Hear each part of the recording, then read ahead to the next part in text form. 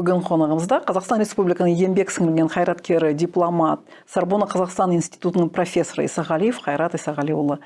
Қайрат мырза, қош келдіңіз Астана Эмбасси студияға. Рұқсат болса, сұхбатымызды балық шағыңыздан бастайық. Атырау жерінде өстіңіз ғой. Иә, енді Атыраудан көп дипломат шыққан. Иә, Атыраудан көп дипломат шыққанын білемін. Солардың бірі мен болғанда өзім мақтанамын. Әрине біздің балалық шағымыз, Ботагөз қызым өте қиын қыстау заманда өтті ғой. Балалық шағымыз, мен 39 жыл туған адаммын. Соғыс, екінші дүниежүзілік соғыстан 2 жыл бұрын. Аш жалаңаш мезгілдер бізде көп болды. Мен бір жазған кітабымда айттым.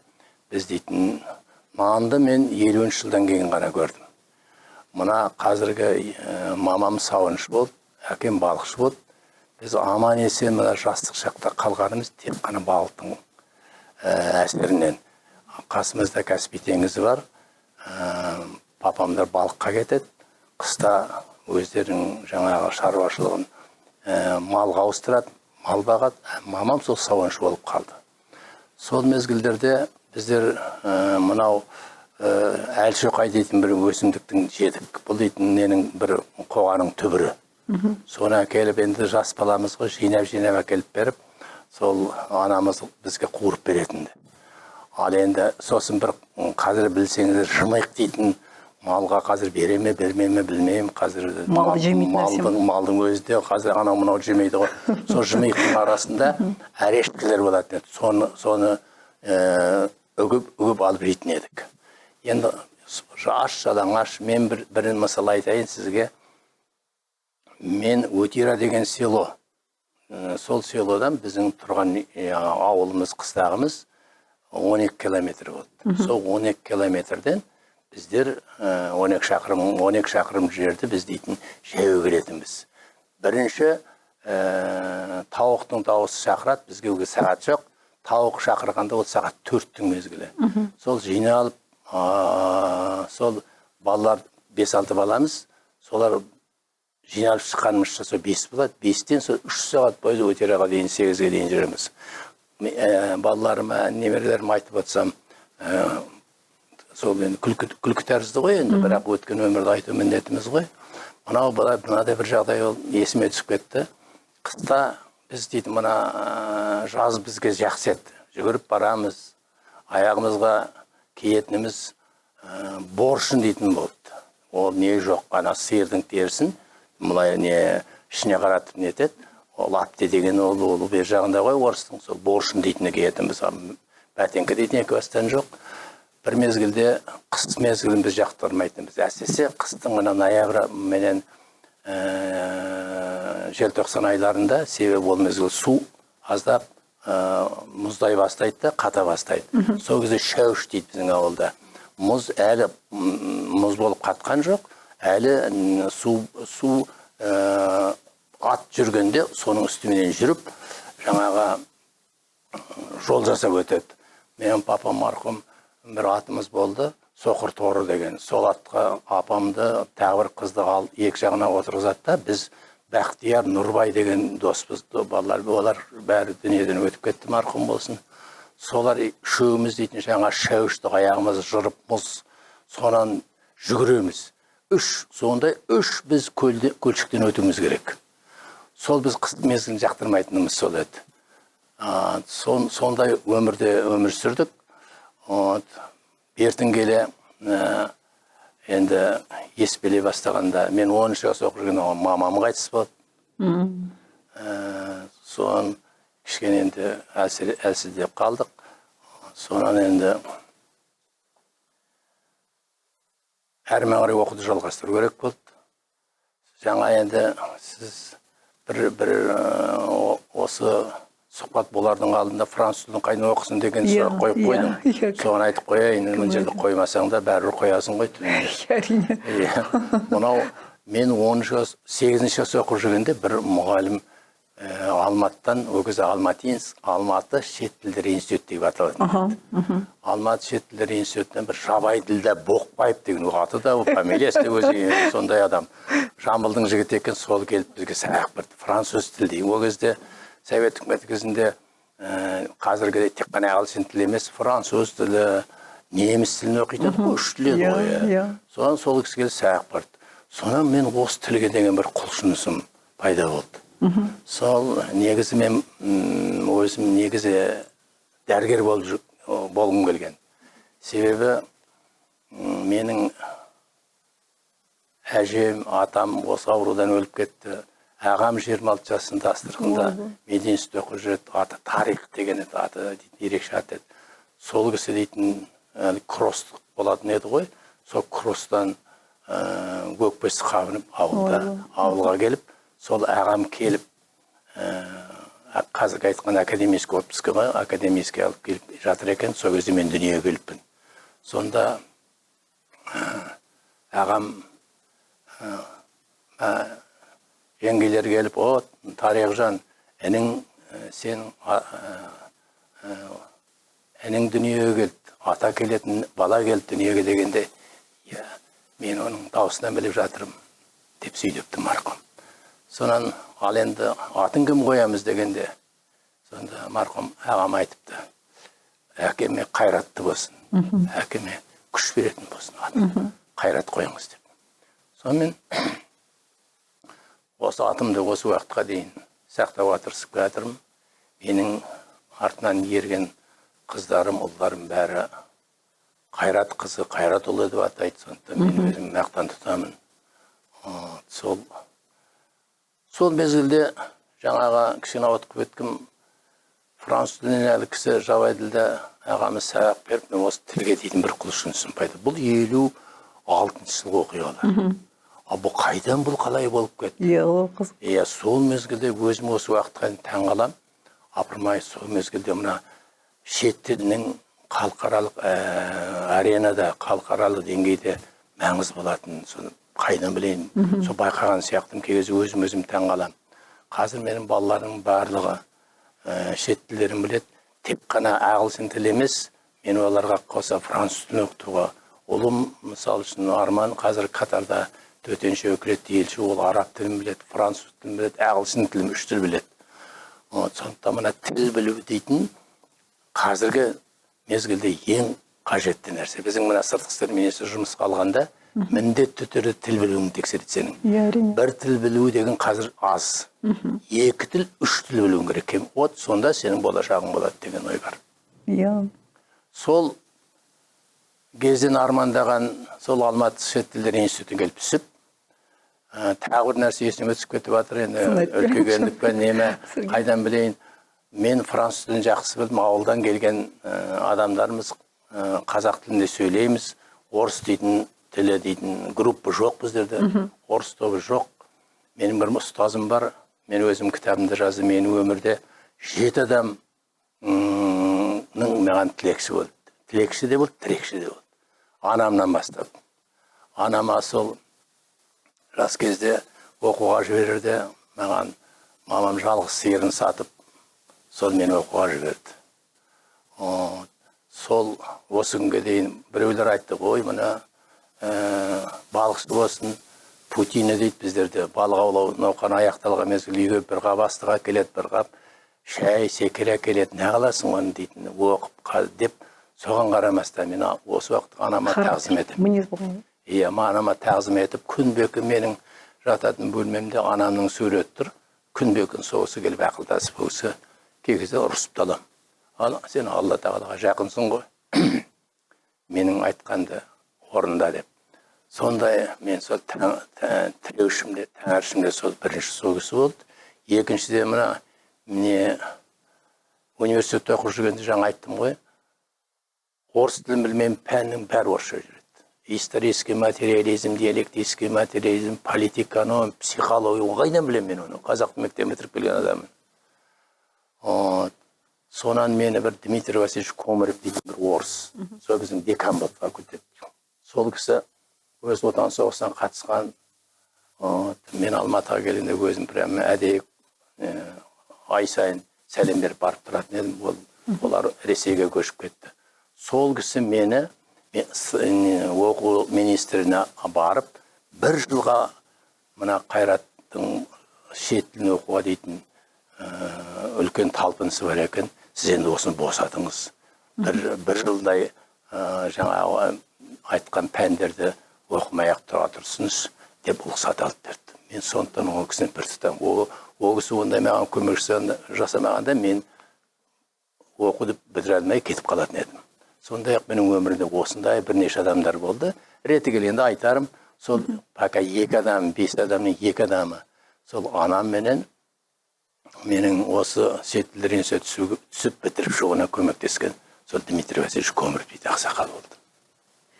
Қайрат аға, менің ойымша француз тілі қазақтарға өте жарасымды. Мүмкін себебі достары да сәйкес, француз, қазақ тілінің нелері сәйкес. Мен бұған қарап, Ботагөз, сенің азда француз тілін білетінді байқап отырмын. Шындығында солай. Француздарда ударение дейміз, дауыс екпінен ең қарағайын түседі. Мама демейді, мамаң дейді. Қазақтар сөз. Мамаң дейді қазақша. Сосын француз тілінде ың, оң, французша лелер назаль дейді. Ғ. Осы әріптердің бәрі француздарда бар. Сондықтан француздар кей кезде барып сөйлессең, акцент, мына Кавказ халықтарының акценттері бір бөлек болады. Орыстарда басқа акцент бар. Орыстарда басқа. Француздар біздің қазақтардың сөйлегенде откуда? Біздің өзіміздің төл әліппемізде дейтін осындай өзімізге тән ың деген, ғ деген әріптер бар. Сондықтан, s'il vous plaît, je vous remercie infiniment дейміз. Жарасады, сізге өте жарасады. Мен білуімше, сіз Мәскеуде университетті оқыдыңыз, не әскери аудармашылардың. Соны айтып бересіз бе? Иә. Оның құпиясы бар ма? Оның ешқандай құпиясы жоқ. Мен ол кезде біздер Кеңес одағы кезінде әскери міндетіміз атқаруға тиіс едік қой. Сондықтан мені шетелге жіберетін болды. Енді оны жіберетін адамда мен бір үлкен тұлға. Сол мен әлі дейтін 27 жастамын. Әскерлік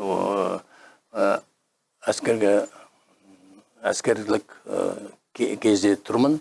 Соған байланысты мені Мәскеудегі сен жақсы енді сен әскерге бармай-ақ қой, бірақ әскерде военный институт деген бар.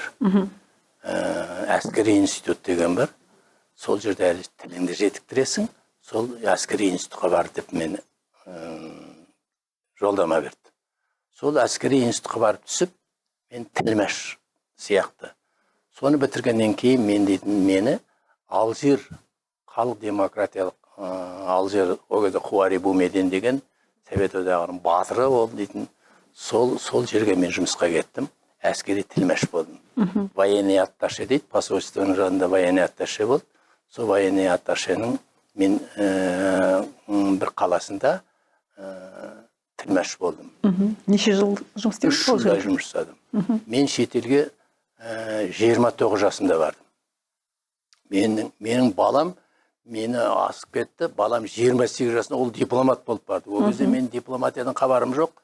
Бірақ дипломаттардың қандай жүріс-тұрысы, сөйлеген сөзі, киім-киісіне қарап, біз опырмай мынандайда мамандық бар екен ғой, бұл дейтін қоғамның ұйтқысы қаймағы ғой деп таңғанып жүредік. Артынан енді өзімізде осындай жұмысқа келдік. Сол 29 жасында тілмәш болып бастадым. Әрине бастапқыда кішкене француз тілін ұмытып қалдым. Мектепте жұмыс жасадым, комсомолдың хатшысы болдым. Бірақ өзімнің өжеттігім арқасында сол тілді жылдамырақ меңгеріп алдым.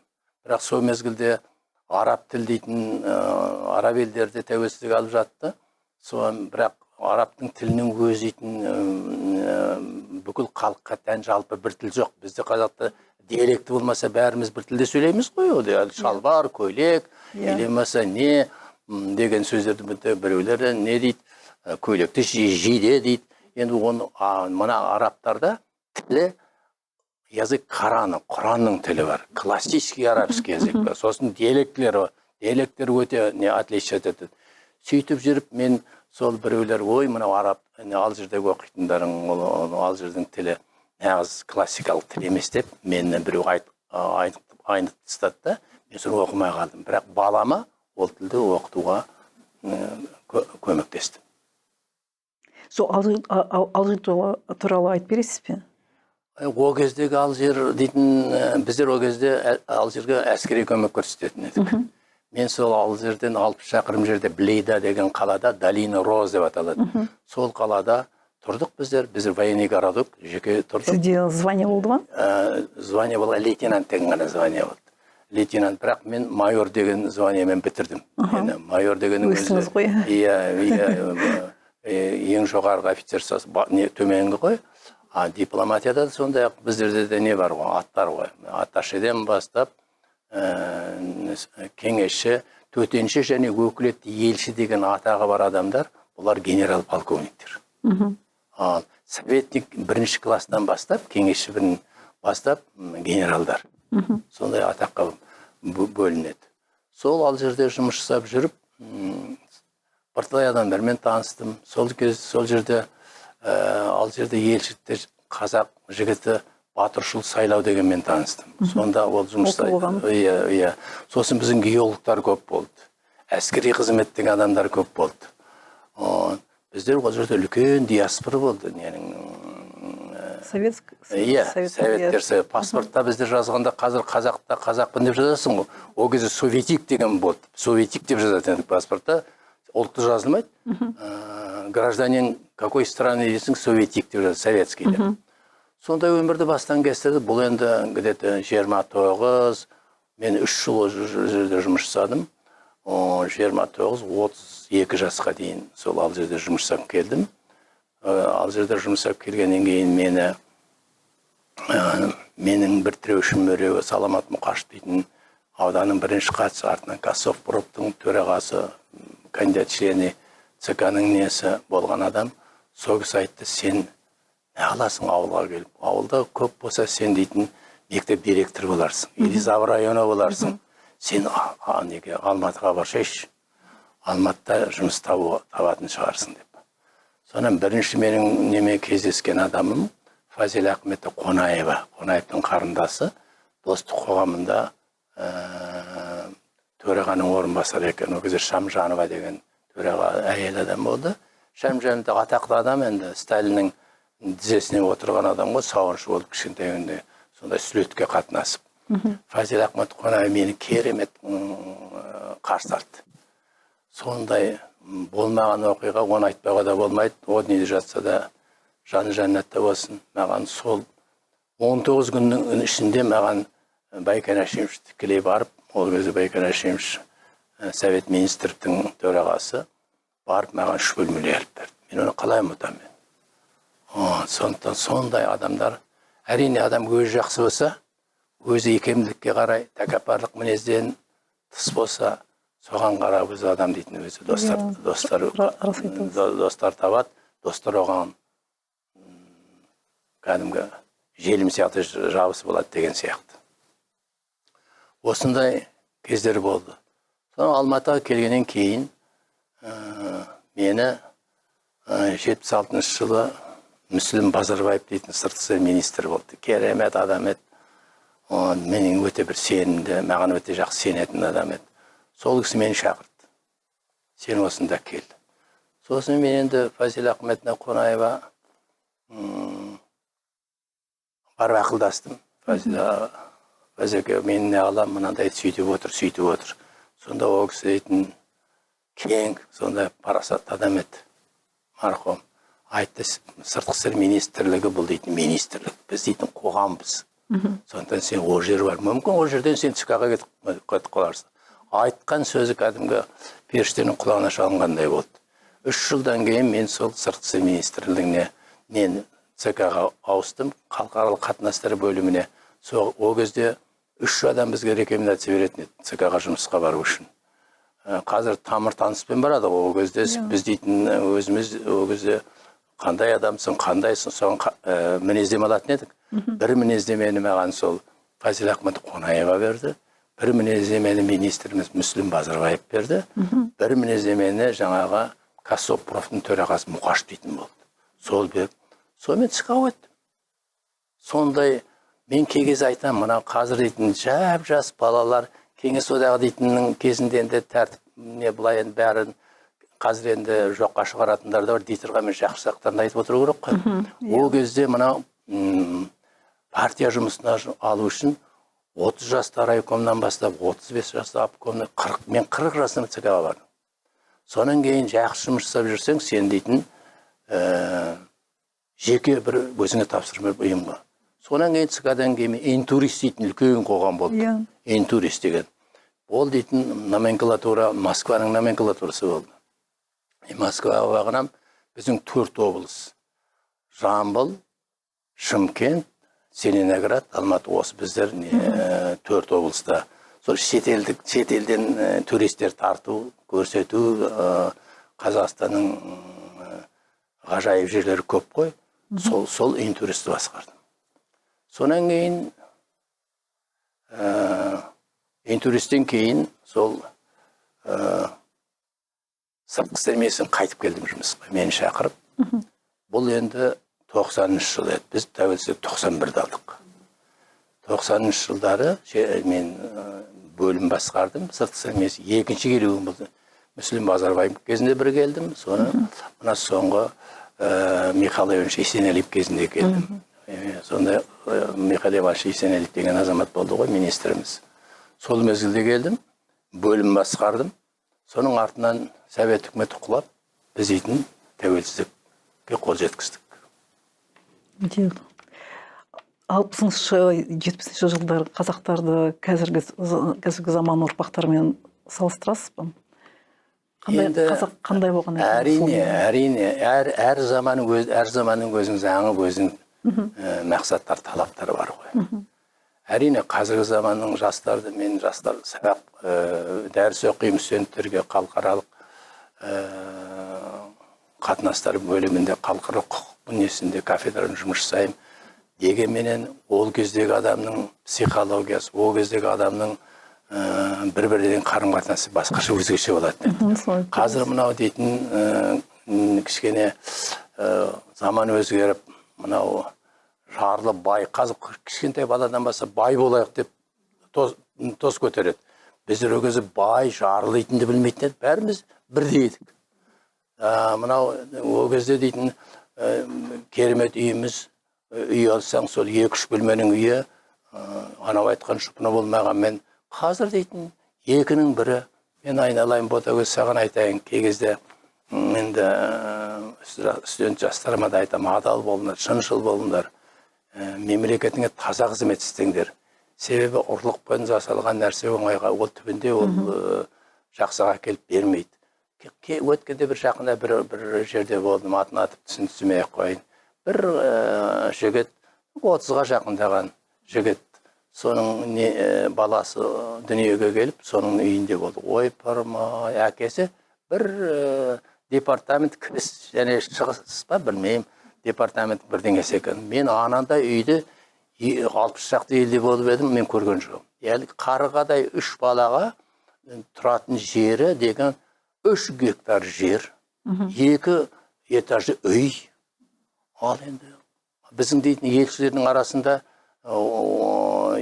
бір неде особнякта, жеке особняк тұратын бірен-саран адамдар бар, көбі қарапайым үкіметтің үйінде тұрады.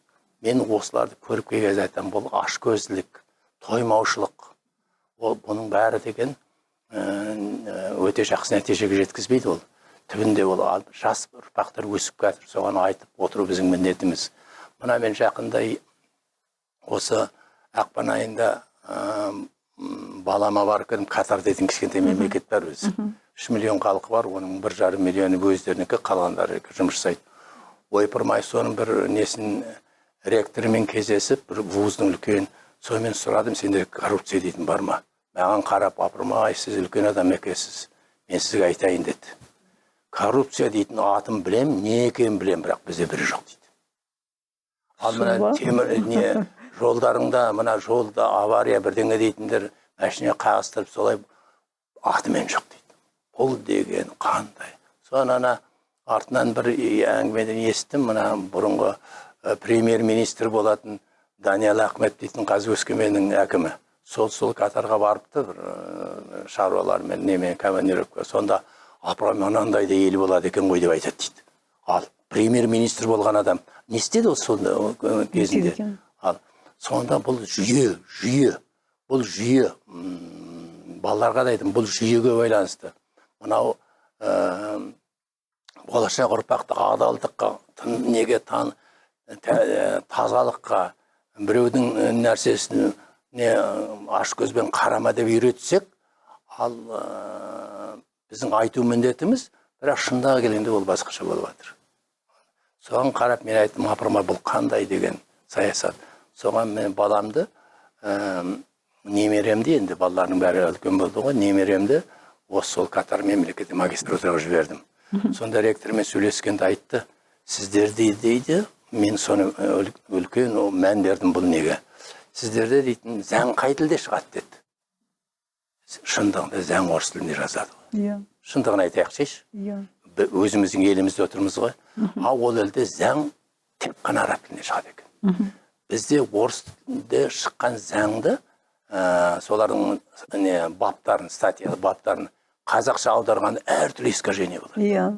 Соны ол кісі айтты, мен сіздің немереңді оқуға аламын деді магистратураға. Общежитие, стипендия, грант беремін деді. Бірақ ол араб тілін үйренсін.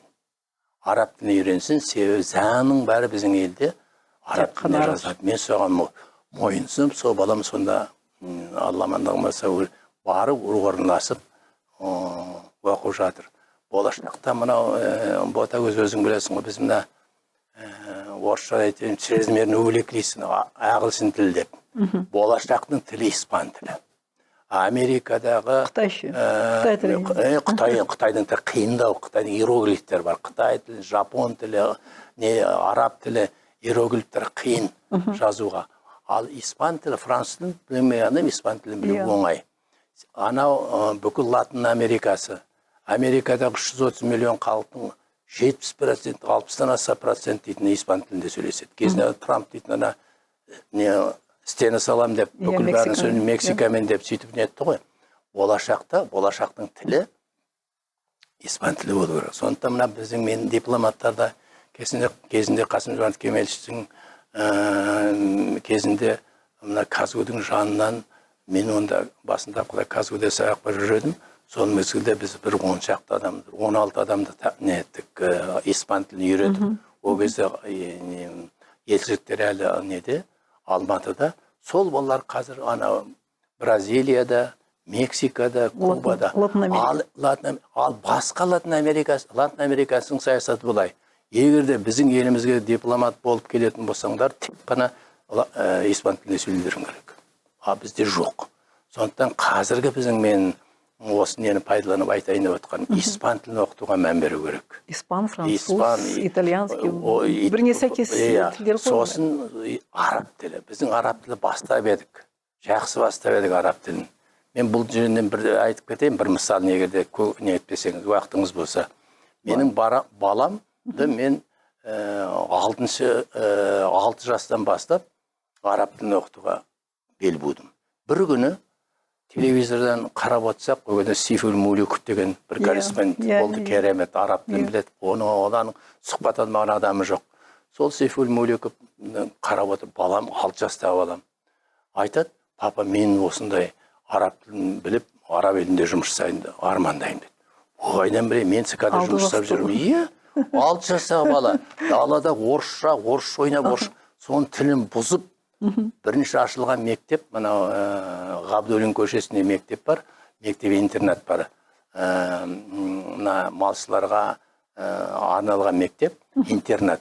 Соған Шөмішбай Сарыевтің баласы бар, Бақытжан деген. Екеуін біз екеуміздің беделі, ол беделді жазушы, мен ЦК-да кішкене айтатын адамдарға айтып, сон баламды араб тіліне бердім.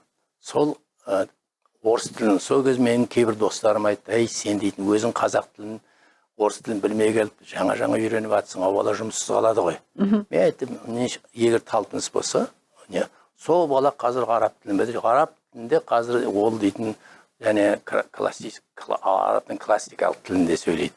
Ол 15-16 жыл ол шетелдер жүр. Соңғы мезгілде Дубайда генеральный консул болды, Египетте елші болды, қазір Катар деген мемлекетте елші. Сол араб тілін білгеннің арқасында арабтың салт, дәстүр, бүкіл психологиясы, менталитетін біледі. Мен де мысалы үшін француздардың менталитетін жақсы білемін. Ойлап тұрып, қасында сөйлесіп отқанда француздың арт жағында қандай қулығы ойлап отқанын мен біліп отырамын. Сондықтан тілді білу деген, оның психологиясын білу, оның ойлау қабілетін білу дейтін мысалы үшін. Әсіресе дипломат. Әрине дипломатқа өте қасия. Жапондықтар, қытайлықтар басына изей береді ғой. Ол келісіп отыр ма, келіспей отыр ма, сіз оны білмейсіз. Бұл енді бұл жерде бір өте бір маңызды нәрсеге, шекара мәселесі, үлкен шекара мәселесі болғанда біздің Қасым-Жомарт Кемелович осы Қытаймен шекараға үлкен үлес қосты. Кей кездерде келіссөздер жүргізіп отқанда арасында қытайша мақал мәтелдерді керіп жіберген қытайлар шалқасынан түседі. Сөйтіп дейтін біз ешқандай у-шусыз шекара мәселесі дейтін Қытаймен өте біз күрделі ғой деп ойлап едік. Өте керемет шешіп. Бұл енді Қасекеңнің ерекше тілге дегендегі таланты өте зор ғой.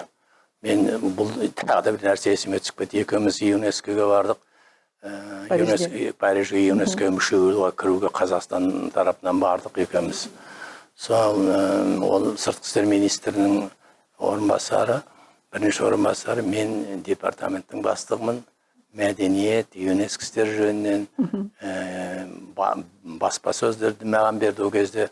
Соны екеуміз барып, ЮНЕСКО кіретініміз туралы мәлімдемеп, соның артынан пресс-конференция болды. Соны екеуміз отырмыз, сонда бір корреспондент сұрақ қойды. Ал сіздерге қай тілде біз сұраққа жауап бере аласыз деді. Сол кезде Қасекең отырып айтты, қай тілде айтасыңдар, сол тілде жауап береміз деді. Сол мезгілде Қасым-Жомарт Кемелович ағылшынша, қытайша, енді орысша екі бастан ғой енді жауап беріп жатыр. Бір мезгілде французша келгенде айттық. Қайреке, мен сенде көрсетші француз тілін білетінін деп. Сөйтіп бір мезгілде пресс-конференцияның соңында айтты. Апырмай, бұл 92 жылғы сәуір айында болған оқиға ЮНЕСКО-ға мүше болды. Әлемде білген жоқ. Апырмай, мынандай талантты бірнеше тіл білетін Қазақстанның кадрлары бар да, бұл мемлекеттің болашағы үлкен, зор екен ғой деп. Сондай мен мақтанамын. Тіл дейтін Қасым-Жомарт Кемелұлы біріккен ұлттар ұйымының да сөйлейтін 6 тілдің 4-ін біледі. Өзіміз қазақ тілін қоспаған, қазақ тілі екі бастан. Сондай-ақ тіл деген бұл байлық. Бұл деген теңдесі жоқ байлық. Бұл тіл арқылы мәдениет, әдебиет, өнер барлығын, және шетелдіктер сол елдің тілінде сөйлесең, саған басқаша көзбен қарайды. Бізде ғой сонда. Қазақша сөйлеп кетсе мен әрине. Біздер дейтіндер қазақ халқы ондайға дейтін үлкен мән береді ғой.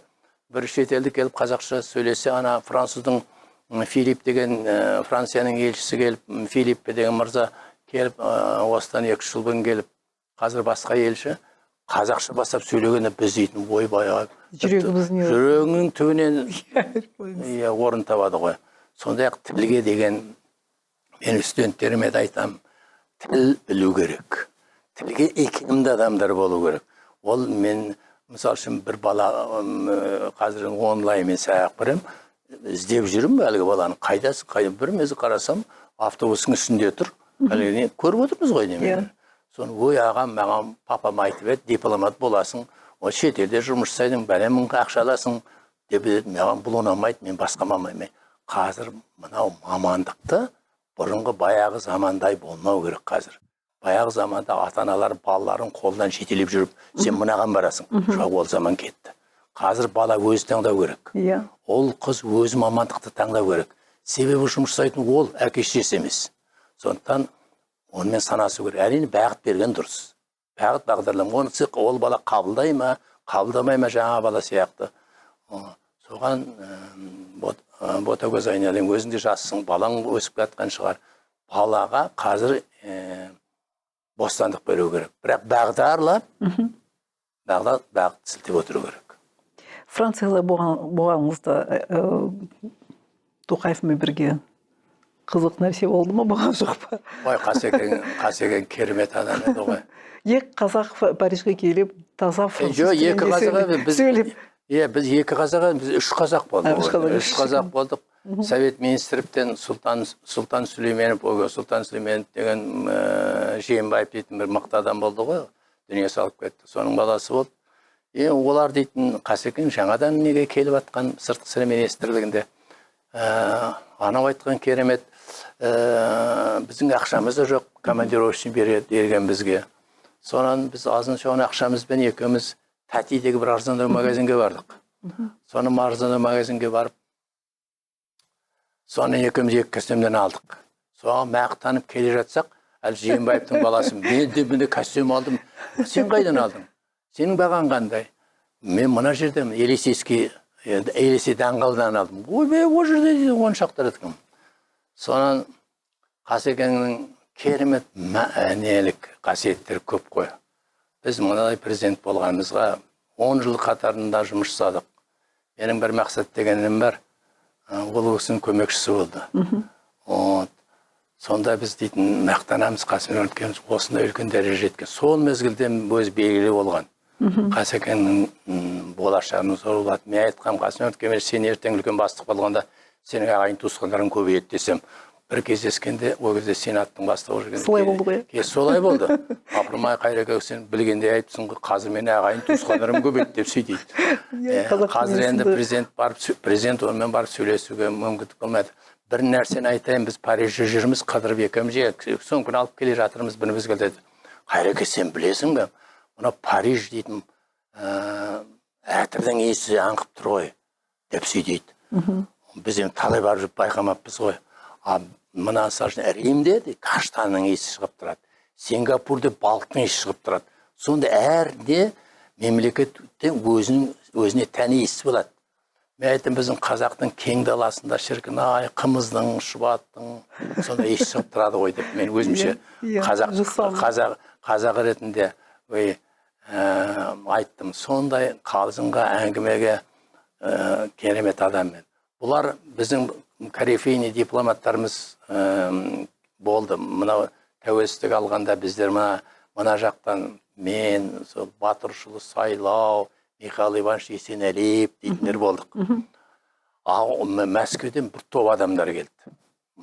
Ибрагим Әжиш Аманғалиев, Ғизатов Ерсап Хамеш, Нұрғалиев болады, Нұржанов болады, Қайыр Омаров деген солың бәрін басқарып келген Қасым-Жомарт Кемелұлы. Бұл кісі келген бойда сразу не болды? Сыртқы істер министрінің орынбасары болды. Ол сол сыртқы істер министрінің орынбасары болмастан бұрын бір оқиғаны айтайын.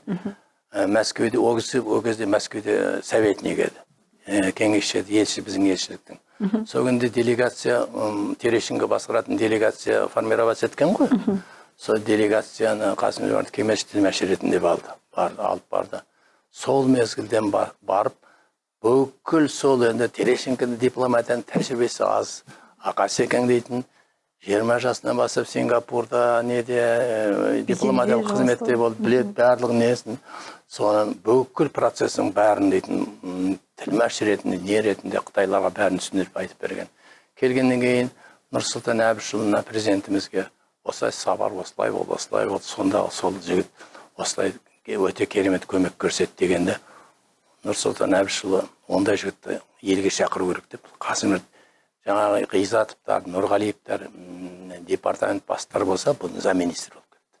Сол мезгілде 37 жасында, 38 жасында ма? Мен айттым, Қасекең, сенің жас жігіт қой. Сенің болашағың үлкен, жаңағы әңгімені айттым. Сол кезден бастап қалыптасқан қарым-қатынасымыз осы күнге дейін сақталып келеді. Мақтанышпен айтам, ешқандай мереке сайын, жаңа жыл сайын ұмытпайды. Бұл енді дейтін әлгі Аяз би айтатын білесіңдер ғой қазақта. Сен қандай болып, дәреже жетсең де ұмытпа, сен қойшы болып шапанını киіп жүргің деп. Қасекең мына жолдастарына, достарына біргістеген әлі осы күнге дейін жоғары баға береді. Біз де оның мақтанытамыз, бірге жұмыс жасап, бірге сол кісімен қоян қолтық қарым-қатынаста болғанымызға. Мен білуімше, сіз Түркменстанда жұмыс істедіңіз ғой, иә? Кеңесші болып Түркменстанда мен кішкене отырыңқырап қалдым енді, әрине. Ол қай жылдар? 97 жылы, 97 жылы, пардон. 97 жылы мен бұл жерге отырып қалдым. Мен енді француз тілін білетін болғаннан кейін менің баратын жерлерім сол Бельгия, Франция, сол жақ еді, бірақ ол жаққа дәу-дәулер, мықты опора бол адамдар кетіп қалды ғой. Болат деген сөз бар. Иә. Біздерде мынандай деген бар еді, ботагөз. Мен осы жерде Түркменстанға барардың алдында. Дипломатияда карьерный дипломаттар, назначенец дейтін болады. Карьерный дипломат, айырмасы мынада, мен студенттеріме дедім, карьерный дипломат деп, мына Қасекең сияқты, біздер сияқты кішкентай жұмыстан бастап, мынандай дәреже жеткен адамдар карьера. Соланы сыртқы істер министрлігінің кәдім қазанында қайнаған дипломаттар деген. Ал назначенец деген председатель колхоза кешегі болған. Иә, мысалы ол деп жазушы, әкім, министр, бір түрлі жағдайларға түсіп қалады. Соны дейтін жұмыстап, ой, сен барып елші бола бір. Бұл баяғыдан келе жатқан не дәстүр. Кезінде Сталиннің өзі молтыпты. Советтік дәстүр ма болса? Вообще, бұндай дәстүр советтер кезінен келе жатқан. Енді мен шетелдің нелерінде шетелде онда жоқ. Шетелде онда жоқ. Шетелде қабілеттілігіне қарайды. Тіл білетінде бірінші қабілетіне қарайды. Біздерде қабілетің бар ма, қабілетің жоқ па? Ал бізде болды бір Өзбеков деген кісі. Түрмеге түсіп келді, мысалы үшін, елші. Қалай ол енді оны елші болды, мысалы үшін. Сондай кей кезде біз сырттан келетін адамдар. Соның бәрін дипломат, әрине дипломатиясында жаңа карьерный, мына неден төменнен жоғарғадай ол нені біледі. Протоколды барлық сатыдан өткен адамдар карьерный дейді. Карьерист дегеніміз карьерный рост дейді мұны. Ал енді сырттан келіп, бүгін сен әкімсің, сен ұнамай қалдың деп, сені Қырғызстанға, Өзбекстанға елші етіп жібереді, мысалы үшін. Көрінбесін деп қосылады. Иә, көрінбесін, міне мешайт етпесін дейді ғой. Жүріп атқан мына процестерге. Сондықтан бізде мына кім Ғизатов деген керемет біздің дипломатымыз бар еді. Именно дипломатияның несіне біте қайнасқан. Жақында мына неден дүние салып кетті. Қайыр Омар, олар нағыз карьерный дипломаттар. Солардың сол өткенде сол осыдан бір ай бұрын Ғизатовмен хат жазып, біздің кішкене арамызда өзі дипломаттың атын жауып жүрген көп адамдар бар. Осылар біз іріктесек қайтеді, анау мынау деп сөйтіп бір маған Мюнхеннен хабар жазған. Мен айтым, келгесін бәріміз сөйлесейік, ақылдасайық, бәрін шешейік. Себебі мысалы үшін дипломатияда сотрудники дейді, қызметкерлер дейді, и работники дейді. Работники деген жаңағы шөпірлер, аспазшылар, бухгалтерияда жұмыс жасайтын, делопроизводитель дейді. Солардың бәрі, бұлар дипломат паспорты жоқ. Бұлар дипломаттарға жұмыс жасайтын адамдар.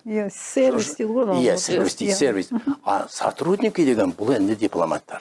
Начиная аттаршы. Бұлардың жаңа иммунитеттері, паспорттар, дипломатический паспорт. Бұларды дейтін соттауға, даже біреуді машинамен басып кетсең де дипломат тек морально отвечаешь, а бұлай не жоқ. Сондай біздің кішкене олқылықтарымыз бар енді. Сол олқылықтарымыз өткенде бір көрдім, баяғыда менің көзімше жұмыс жасаған, менің управление жұмыс жасаған бір қыз бар еді, шетелге барып келді, сол обыкновенный өкізі машинист дейтін еді, қазір басқасы айтады, дипломатический паспорт жоқ, сол дейтін ойбай мемлекет және қоғам қайраткер, как?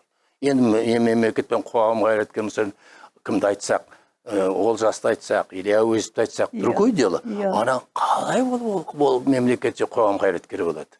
Енді олар дейтін дипломаттардың жұмысын қайластырып отыр. Сондықтан бұл жөнінен біздің ассоциацияға да болашақта үлкен жұмыстар тұрды. Мынау мен айттым ғой, дипломаттардың қоғамның қаймағы деп. Соған сай адамдар болу. Әр адамның сапожын жить должен сапаги демекші, әр нәрсе, әр адам өзің орында болу керек. Әр адам өзің атқарған жұмысына жауап беру керек. Солай деп ойлаймын. Түркменстанда сонымен не істедіңіз? Түркменстанда мені жіберген Түркменстанда. Қазақтар көп болды ғой? Иә, мен ол мезгілде Парижге ЮНЕСКО-ның ісіменен ауылда шұғылданып жүредім. Елімізде соны бармақшы болып едім, бірақ мені анада Түркмендегі қазақтарды сол мезгіл науқан болды ғой. Шетелдегі қандастарымызды елге алу мәселесі. сол мезгілде мен осы мәселені Түркменстаннан бастап көтерген рахмет. Қасым-Жомарт Кемелевич келген бұрын нені шетелдегі қандастарымызды бұрын орыстар мысалы үшін не дейді, шетелдегі соотечественник, а біздер дейді оралман деп жаман атап беріп қойдық. Енді қандастар. Орал қазір қандастар. Мына бұл Қасым-Жомарт Кемелевичтің еңбегіне деп есептеймін. Талай жазғанбыз. Оралман деп мен Түркменстаннан кейін Түркменстан жұмыс жасап жүргенде артына Монғолияға бардым. Оралман деп кейбіреулер дейді, менсінбейтін көрінеді. Сен ой, ана жерде есік алдында отыра сал, сен оралмансың ғой деп. Ол дейтін қазақтың тілі, нәз қазақ тілін білетін адамға бұл оскорбление сияқты. Тиеді несіне, намысына дейді. Менсінбеген сөз ғой, менсінбеген сияқты. Сол мезгілде осы үлкен науқан басталды. Шетелдердегі қандастарымызды елге алып келу керек болды. Соған орай мен қазақ тілін білетін, дәстүрін, салт-санасын мен Түркменстанға жіберді. Француз тілі, испан тілі, итальян тілін білетін адам мен енді біз дейтін дипломаттар қай жерге жіберсең сол жерге барасың, әскери адамдарымыз ғой, сияқтымыз ғой. Сол жерге барып, барлық шаруаны атқарып, бәрін көшу, қону, мектептер ашу, оқулықтар бәріменен жабдықтап, содан болғаннан кейін енді мен барайыншы Францияға, ЮНЕСКО-ме десем, жоқ, сен дейді енді Монғолияға барып, Монғолдағы қазақ қатарды ұйымдастыр деді. Сол Монғолға барып, жақсы ұйымдастырдық. Монғолиядан дейтін сол кезінде ең үлкен диаспорасы осы жақта. Монғолияда ең үлкен диаспора 120-130 мың халық бар ол жерде. Түркменстанда көп емес қой, 30-40-60 мыңға қажет сондай халық бар. Сол жерде үлкен жұмыстар жасадық. Даже тұңғыш рет біз Қазақстанның оқу орнының филиалын біз Баян-Өлгей аймағында аштық. Сол мезгілде өткенде бір кездесу болған, Ережеп Әлқайырыш Мәмбетқазидің бұрынғы министр болған, Абырзаға менен сол айтты. Біздің қазір тарихқа көшіп беріп отырсақ, оказывается, сол кезде тұңғыш Қазақстанның шетелдегі несі, Монғолияда шетел ғой енді. Сөйтіп 16-шы Кеңес Республикасы. Кезінде сөйтіп айтып жүрдік, 16-шы Кеңес Республикасы деп. Сол жерде үлкен қазақ диаспорасы бар. Бірақ сол қазір дейтін кішкене тұрақтана бастады. Себебі мынау шындығына келгенде, мынау әлгі жаңа сөзім басында да мана айттық. Мынау қандастарымызға бөлінген жер, бөлінген қаражат, бөлінгеннен көп мынау аудан, ауыл әкімдері өздерінің игілігіне пайдаланып қалтасына салады екен. Соған ренжіп кейбіреулер кетіп қалып, кейбіреулер менің Монғолияда жүргенде келіп маған арыздарын айтты. Енді не істейміз, біз қолымызда барымыз, осындай болып жатыр екен деп сыртқы мейсі хабар береміз. Әр жағында қандай шешім қабылданып, оны қайдан білейік. Сондықтан қандастар елін, жерін деп келген қандастарға құшақ жая қарсы алу керек. Өзімізде көп емеспіз ғой. 19 миллион қазір перепис жүріп жатыр, енді білмеймін 20 миллион боламыз ба, болмаймыз ба. Өзбектер қазір 35 миллион болды. Ал көрдіңіз бе? Бізде соңғы мезгіл туу мәселесі тоқталды. Основной ауыл еді ғой, ауылдың қыздары, келіншектері бізге қоғамымызды көбейтетін, молайтатын солар еді ғой. Ал енді бұлардың өзіне, мысалы Ресейдің өзінде 10 мыңды бірінші бала, үшінші бала туылсаң 10 мың доллар береді. Ал бізде бір 70-80 мың береді, ол қалай онымен ынталандырамыз біз? Дүниеге нәресте әкел. Қазір регресс болып жатыр, даже кішкене төмен түсіп кеттік. Деторождаемость дейді ғой, бала дүниеге келуден қазір Қазақстан соңғы бір-екі или мына пандемия әсері ме кішкене. Пандемияда как раз өсті.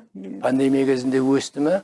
Иә, енді басқа жұмыс жоқ қой енді. Сол үйде отырған адам. Үйде отырған адам не істейді енді дегенменен ұрпақты тәрбиелеу, дүниеге нәресте әкелуді де саналы ойлау керек. Ол әлі рапатарма ой, қазір мен телевизордан көрем, барлық айғай ушу шығарып атқан әлгі бәлем балам бар, бәлем менің кредитім бар, бәлем. Кім саған енді кредит алу, жағдайыңа қарамайсың енді. Бала табу үшін де ойлану керек. Ойлану керек қой. Мүмкін біз кезінде дейтін бір баладан кейін бір бала. Ол надандық деймін, мен ойынша ол надандық. Енді әрине қазіргі заманда, ол баяғы мезгіл қазіргі заманда бәрін өлшеп өшу керек. Сол ғой қазақтар аны 60-70 жылғы қазіргі қазақтардың несі айырмасы көп деп ойлаймын мен. Дұрыс ойлайсың. Енді ол деген енді кішкене өзін өзі қарау керек қой. Мәдени неңе қарап, әліңе қарап, ауқатың бар ма, мүмкіндігің бар ма, соған қарау керек қой. Сондықтан ол дегенменен ұрпақтың өскені нені жақсы кәреш, ол дұрыс болар еді. Қазіргі заманда ұрпақтар сіз қолыңызда Сорбонна Қазақстан институты профессор болып жұмыс істейсіз. Айтып бересіз бе, қандай жас студенттер намыстары бар ма, амбициялары бар ма, тілдерді біледі ма? Мен қызым, сен менің осы бір кәдімгі ауыратын жеріме келді дейдің. Мен мұны талай өзіміздің мұғалімдер арасында не де айтамын. Бұл балалардың өзіне де айтамын мен кезде. Оқуға түсу қазір мына біздерде халықаралық қатынас деген толып кетті. Бұл деген түсінбеушілік. Әрине халықаралық қатынас деген керек. Бұл мынадай дәуірде емес. Қазір әр облыста халықаралық университет жанында халықаралық қатынастар факультеті. Тіпті мен бір естуім бар. Сарыағашта даже столбада ілініп қойған халықаралық қатынастар деп. Мен бұл жөнінен Қасым Әбдікеровичпен бір кездескенімде, ол кезде сенаттың бастығы жүргенде айттым. Қасеке, осыны кішкене аздап халықаралық қатынас тоқтату керек ау. Біздер дипломаттар достаточно дайындап болдық. Қазір деген түсінбестік көбейіп жатыр. Ана ой, сен шетелде жұмыс жасайсың, шетелде барасың, бәлем нетесің деп, ол бәрі байып кетесің. Байып кетесің, шетелде көресің, оның бәрі дейтін шындығында енді олай емес. Шындығында дипломаттарға қойылатын талап ерекше. Мен бір конкурста, мен бір немерем қазір 25 адам таласты бір орынға. Қанша білім болу керек. Тілді мен қоя тұрайын. Қанша білім болу. Ал қазір қаласың жастарыңда кішкене еріншектік көп. Ізденіс жоқ. Бар группаларда 10-15 баланың арасы бір 2-3-өлерінің бір кішкене ынта бар, сұрақ бар, көз жанып. Мен өзі көзі жанып отқан адам жақсы көрем. Өзімен өзі көз сөніп қалған, шырағы сөніп қалған адамдар анау айтқан жақтырмаймын. Қарап атсың, о неге олай? Бәле мың ақша төлеп оқып жатыр. Ал соның нәтижесінде мен осы 10 шақты жыл болды Сорбонна Қазақстан жұмыс жасап жүргеніме. Бір 2-3 адам ау деймін осы жақсы министрлік пен ведомство сыртқы министрі барған. Көбіден дипломдарым үйінде жүр. Не керек оны? Мен басында да айттым ғой, балаға бағдарлама беру керек. Жалпы модный екен деп, ойбай, қазір бізде не көп юрист көп, не көп халықаралық қатынас көп, не көп экономист көп.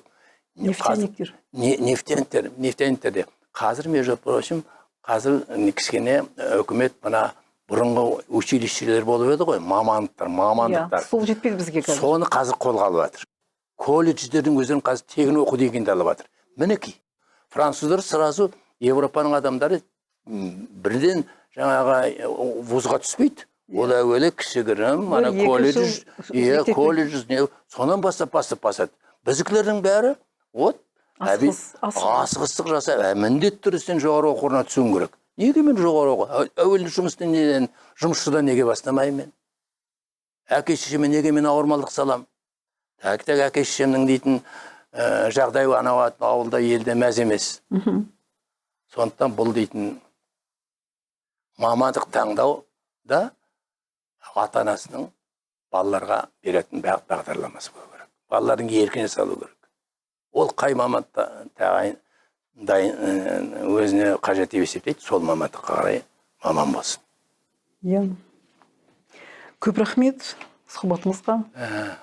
Тағы басқа көп нәрсе айтатын мен білемін. Енді мынау бір өте жақсы рубрика ашқан екенсіңдер. Астана керемет эмбеси деген өзін білеміз ғой.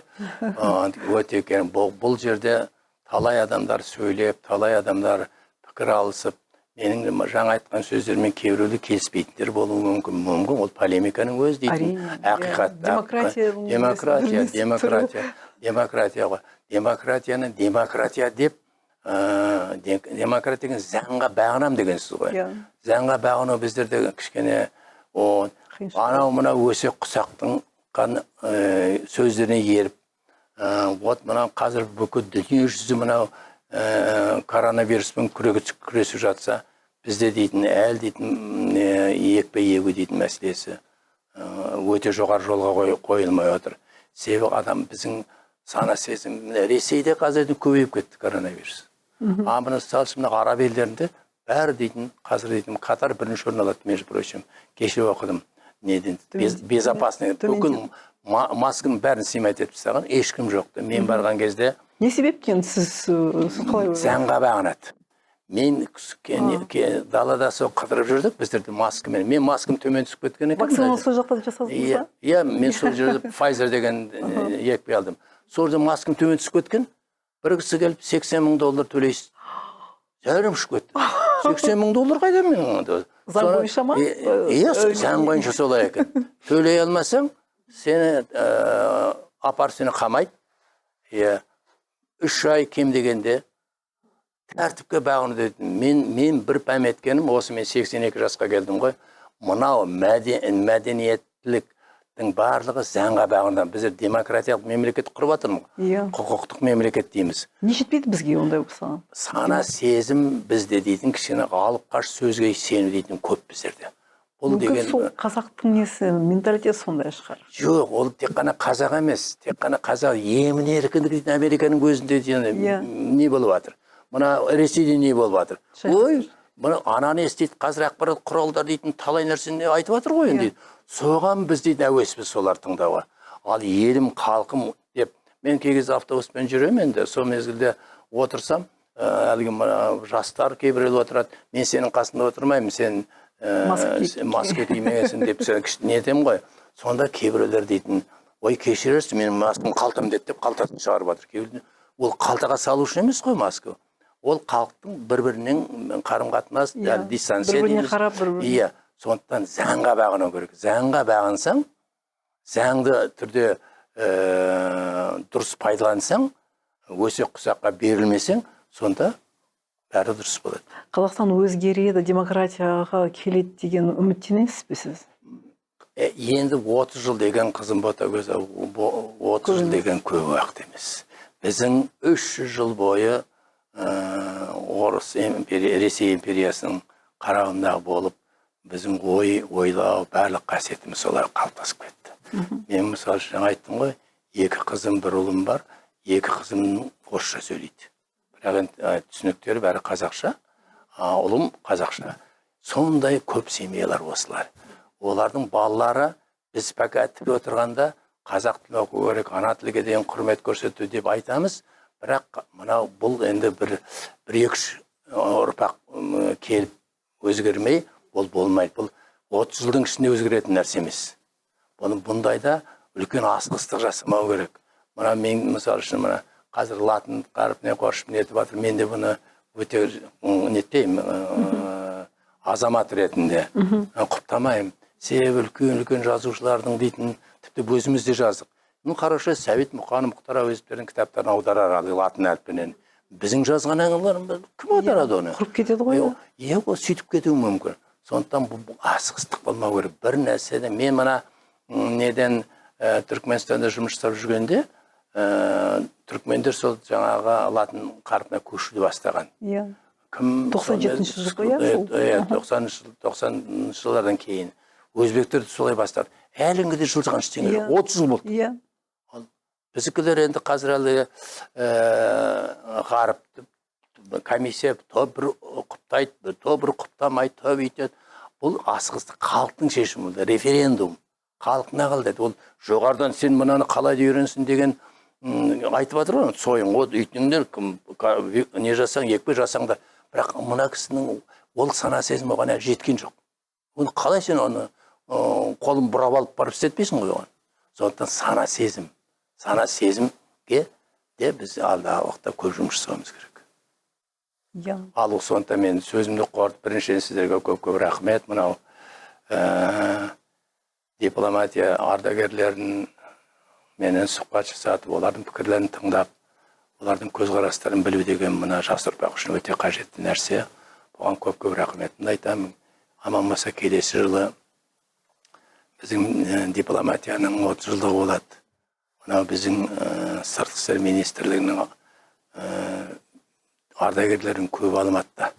Қазір неге шыққаннан кейін көп Алматыға келеді. Осы жер баяғы үйреніп қалған жылы, анау Астананың суығына біз шыдай алмаймыз көп. Шыдай алмаймыз. Сондықтан бұл жерде сол мына бізде региональный дейді, аймақтық дипломаттар бірлестігі бар. Соның жігіттері дейтін өте үлкен, бұрынғы өзіміз білетін Ақсат Әбдібекович Нұрмағамбет деген жігіт басқарады. Осы біздің кеңестің аймақтық дипломатиялық бірлестікті. Тағы бір жұмыскерлер бар. Соларға біз көмектесейік барымызша. Ақылымызды айтайық. Сол бірлестікке орталықтан да кішкене көмек болса деп ойлаймыз. Тек қана бұлай моральдық көмек болын, кей кезде материалдық көмектерге де мұқтаж біздің. Енді дипломаттардың қарап отырсаң, ботагөз, мынау пенсияларының өзі де мәз емес. Мәз емес, иә. Қазір дейтін енді әлгі депутаттар барып пенсия шығып кетсе, бәлем миллионда болады. Біздер сол 110-120 төңірегінде жүр пенсиялар. Осыны қарастыру мәселесінде президентіміз қолға алып жатыр. Сондықтан іске сәттілік тілейміз. Еліміз тыныш болсын, халқымыз аман болсын. Сендердей жас журналистердің еңбегіне жеміс тілейміз. Айналайын, сол енді біздің үлкендердің айтатын ақылымыз осы ғой енді. Еліміздің тыныштығы үшін халықты бір-біріне қарсы қоятын әңгімелерден қарсы болу керек. Халықты бір-бірімен тұтастыруға ұмтылу керек. Бұл енді қиыншылық өтпел нәрселер ғой. Бір күнде әлгі Астана тұрған жоқ қой. Бірнеше нелер болды. Сондықтан бір-біріміз сыйласты, құрметті қазақ халқына тән. Үлкенге құрмет, кішіге ізет көрсетіп, осындай халықтың дәстүрін сақтайық болашақта. Айтқаныңыз келсін. Мен өте қатты риза болып отырмын. Мұндай сұхбаттар дейтін жасап, әдейі осындай Астана Эмбаси деген программа жасап, осыған келіп қатысқаным өзім бақыт деп есептеймін. Сізге көп рахмет. Уақыт тауып бізге келгеніңізге, сізге денсаулық біріншіден, әрине жұмысыңызға іске сәт деп Сорбонна Қазақстан жас ұрпақтарға бәрі білгеніңізді берсеңіз, ол тарихта қалатын нәрсе деп. Рахмет. Көп рахмет.